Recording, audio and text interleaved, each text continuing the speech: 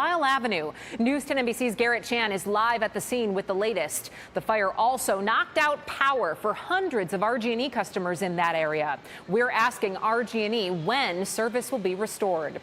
And take a look at this. You can see the smoke from that fire all the way from our live camera at Pinnacle Hill. Still that thick black smoke there rising above the city. And take a look at this video here. Large flames shooting from the top of the building. We have had a crew at that scene all morning. News 10 NBC's Garrett Chan joins us live now. Garrett, you've been able to get a little bit closer to the building. What are you seeing there now? Yeah, Emily, as you mentioned, we've been here all morning, and as the sun has been going up, we're getting a better sense of the building behind me. I'm going to take a step back here.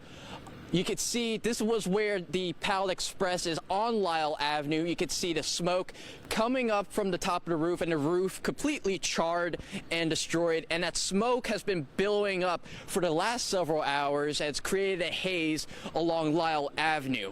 Right now, we're just a block away north of Lyell Avenue. Rochester Fire and other nearby agencies have been battling this 5-alarm fire for several hours now. We'll take you to the video of the scene from last night.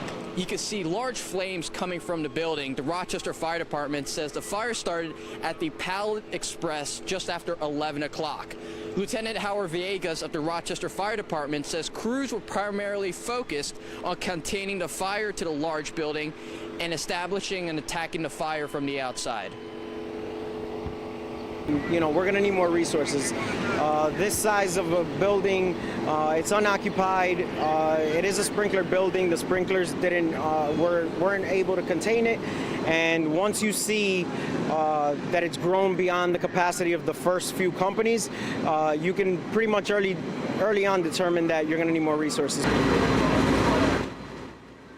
Villegas says in battling a large fire like this, you'll have a certain number of companies with the first alarm, and then an extra alarm requires an additional 2 to 3 fire companies afterward.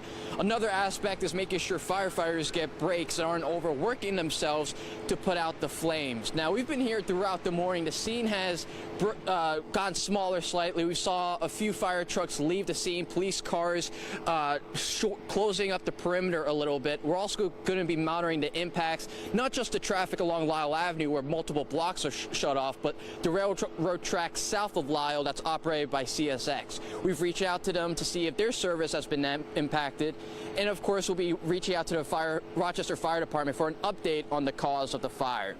Live in Rochester, Garrett Chan, News 10 NBC. All right, Garrett, thank you very much. We will check back in with you every 15 minutes or so for the next hour. Let's take a look at where this fire is located in Rochester. The Pallet Express is near the intersection of Lyell Avenue and Glide Street. It's also just north of a train track, as Garrett mentioned, that track owned and operated by CSX. We heard at the scene that services were shut down on the train. We've reached out to CSX to see what kind of impact it's had.